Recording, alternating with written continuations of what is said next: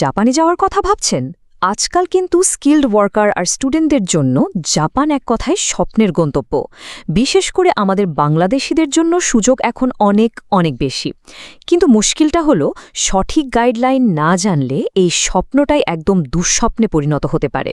তাই আজকে আমরা কোনো ভুয়া এজেন্সির কথা শুনব না, একদম সরকারি আর সম্পূর্ণ লিগ্যাল উপায়ে কিভাবে জাপানে যাওয়া যায় তার A to Z পুরো প্রসেসটা নিয়ে আলোচনা করব।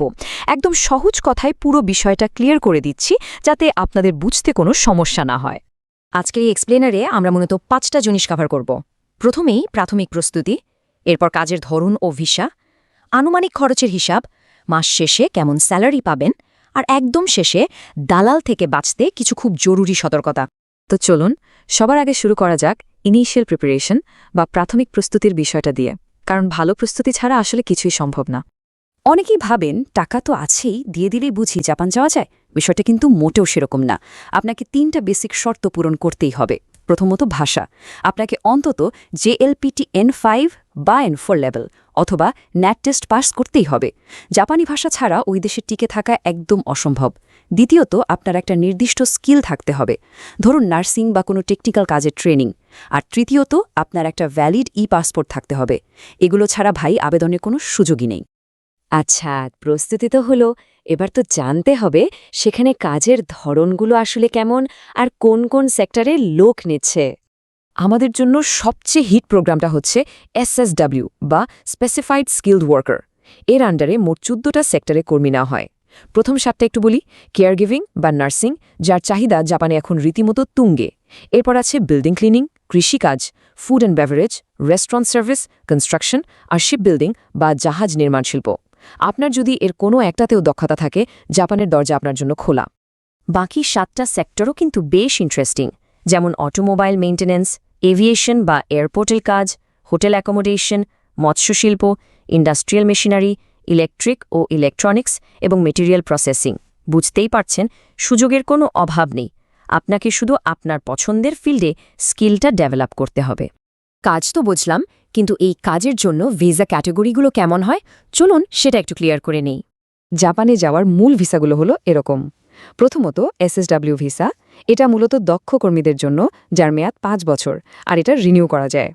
এরপর স্টুডেন্ট ভিসা, যেখানে পড়াশোনার পাশাপাশি আপনি সপ্তাহে 28 ঘন্টা পার্ট টাইম কাজ করতে পারবেন। ইঞ্জিনিয়ারিং বা হিউম্যানিটিজ ভিসা হলো IT বা উচ্চশিক্ষিত প্রফেশনালদের জন্য, যেটা লং টার্ম। আর আছে TITP ভিসা, যেখানে কারিগরি প্রশিক্ষণার্থীরা 3 থেকে 5 বছর কাজ শেখার পাশাপাশি বেশ ভালো আয়ের সুযোগ পান। আপনাদের কনফিউশন দূর করতে এই অফিসিয়াল গাইডলাইনের ডকুমেন্ট একটু খেয়াল করুন। ইন্টারনেটে তো আজকাল ভুল তথ্যের ছড়াছড়ি, তাই আমরা একদম সরকারি সোর্স থেকে ভেরিফাইড ডেটা আপনাদের দেখাচ্ছি। এই রুলসগুলো মেনেই আপনাকে সামনে এগোতে হবে, তাহলে আর কোনো বিপদে পড়বেন না। এবার আসি সেই টপিকে যার জন্য আপনারা সবাই এতক্ষণ অপেক্ষা করছেন, আনুমানিক খরচ বা ফিনান্সিয়াল ইনভেস্টমেন্ট।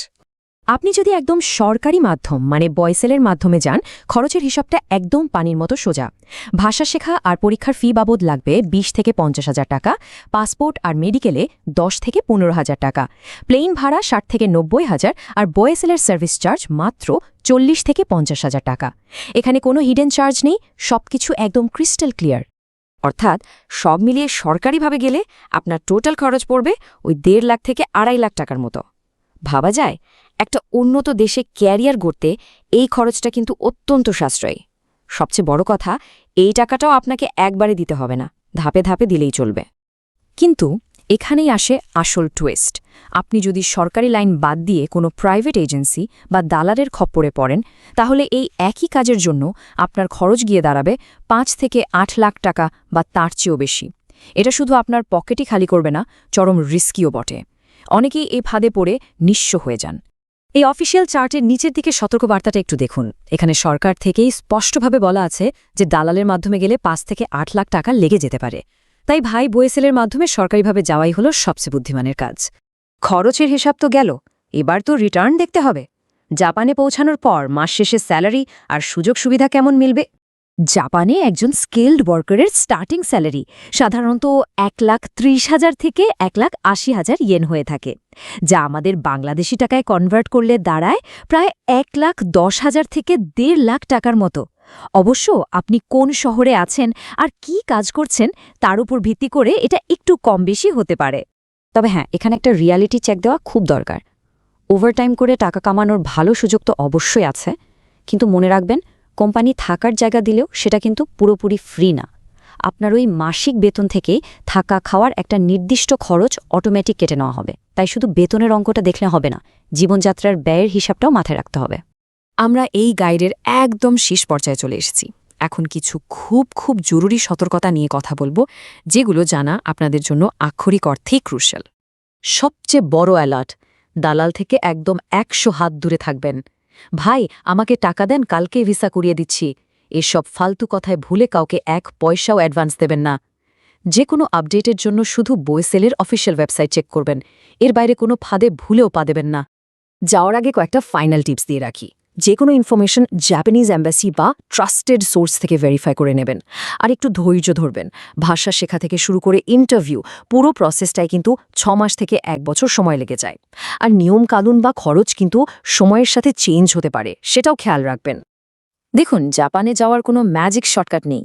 এখন আসল প্রশ্নটা হলো, আপনি কি নিজের ক্যারিয়ারের জন্য 6টা মাস কষ্ট করে ভাষা শিখতে রাজি আছেন, নাকি দালালের কথায় ভুলে জীবনের সব জমানো টাকা হারাতে চান? সিদ্ধান্ত আপনার। সঠিক পথ বেছে নিন আর আজ থেকেই প্রস্তুতি শুরু করুন। এক্সপ্লেনেটি আপনাদের কাজে লাগলে অন্যদের সাথেও শেয়ার করবেন, যাতে কেউ প্রতারিত না হয়।